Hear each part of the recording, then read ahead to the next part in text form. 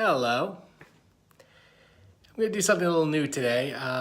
As you can see, I'm not in my usual domain. I'm actually in a hotel room here in Omaha, Nebraska at La Quinta. Anyway, yes, last night I saw the Avengers. And that's the reason why we're doing something different tonight. I'm going to do more vlog style as opposed to my usual shtick. So I'm just going to get right to it. First off, the goods and the bad. The goods and the cons. Okay.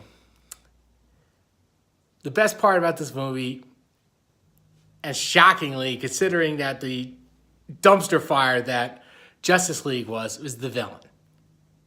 I mean, yeah, we had 6 years to build up to this character, and Marvel did not let us down when it came to Thanos. Thanos was very well developed. We understood a lot of his motivations. It's just not like a Steppenwolf back in Justice League where, he's like, I'm just doing it because I'm evil. Yeah, if you notice, it comes a time, look, you're talking to somebody who loves over-the-top villains, but, there comes a time when you kind of got a little more to it, especially when you do these huge movies. And, this is basically a Thanos movie. This Avengers. The other big pro to this movie is the fact that there's so many different characters. I mean, from Guardians of the Galaxy, Spider-Man, Iron Man, Thor.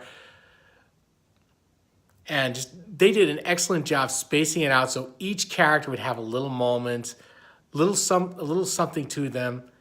By the way, the Guardians do get broken up, a little spoiler. Also, another spoiler, there's a lot of character deaths to it. I mean, a lot of characters just die, which unfortunately leads me to a con. I really wish some of these deaths had a lot more weight to them because one of the characters who dies already has a sequel in the works.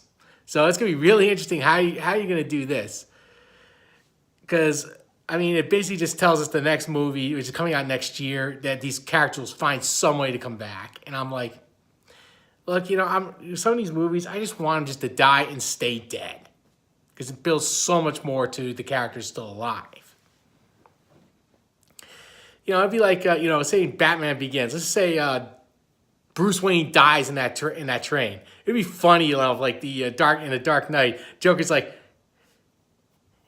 guess what, Batman? Oh yeah, you're dead. Well, that's serious. I guess it also leads to another, it's just that's my huge nit is the fact that the character weight of deaths, because, death is a big thing. It should be a big thing. And the fact that there's a pretty good possibility that these deaths mean nothing. Let's see some of the other things. Oh, I mean, James Gunn and the directors, the brothers who basically direct this thing did an excellent job. And I really can't really say too much. Of course, it also leads me to another, this film is dark, by the way. Extremely dark. Where, I mean, it makes the Empire Strikes Back look like a feel-good film of the year. It's very dark. And it's obvious that it's leading into a sequel. Unfortunately, that leads to the other big con. It's very much sequel baiting. It's not a standalone film in any way. Now, because let's face it, we know right off the bat there's plenty more films coming down. So, I mean, it actually, in this way, it doesn't really hurt it too much. Let's go to the actors who went through it. Almost all of them did an excellent job. Tom Holland, Chris Evans, Robert Downey Jr.'s Tony Stark is just always going to be awesome. There's no question. Once again, though, it has to go to the fact that it's really between, Josh Brolin, who once again, let's face it, I know he's playing another Marvel villain later this year, did beyond an excellent job. I mean, it did, and the CGI people who did an excellent job just designing Thanos. I mean, it really felt like, Josh Brolin came in there, superimposed, had nothing but all the way down just purple makeup. That just tells you how good these actors were compared to Steppenwolf back in Justice League. Oh, dear God, do not show me that again. Ironically, he's not the only person from Fox that shows up in this film. Another little spoiler. That's right, the Half Man, Boulevard Trask, shows up. But this time, Peter Dinklage is playing, from the Thor comics, one of the dwarves. And yeah, it's Peter Dinklage, and he, once again, does an excellent job. The other thing I really love about this film is also it brings up team-ups you never think would ever happen. Like, you know, Thor not only interacting with the Guardians, but actually going on a mission with them, particularly Rocket. I never thought Rocket and Thor would ever want to team up for anything. Also, Doctor Strange, Spider-Man, and Iron Man all team up at some point.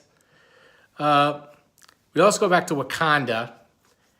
And once again, that's where the big fight scene happens, the climax.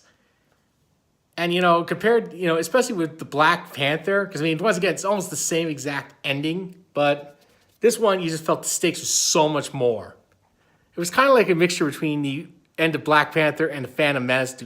Please do not think it, but there was like a portal that blocked out the enemies. Then, let's put it this way, it's 100 times better than Phantom Menace, okay? It's 100 times better.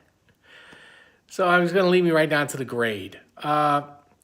This film is getting an A minus. A minus. It is the best. It was one of the best films I've seen this year, and I'm basically counting from February on. So, that's basically what I'm going to say. I watched it last night. At the Regal. At the Regal here in Omaha. So Regal 16. The theater was pretty well done. I generally don't go to a lot of Regals, mainly because most of them are like miles away. So, I'd probably say this is definitely one of those films you probably should watch in IMAX. I didn't. I actually did the basics. I'm kind of rambling on, so I'm just going to basically close it right here. So, signing off from Omaha, Nebraska. Bye.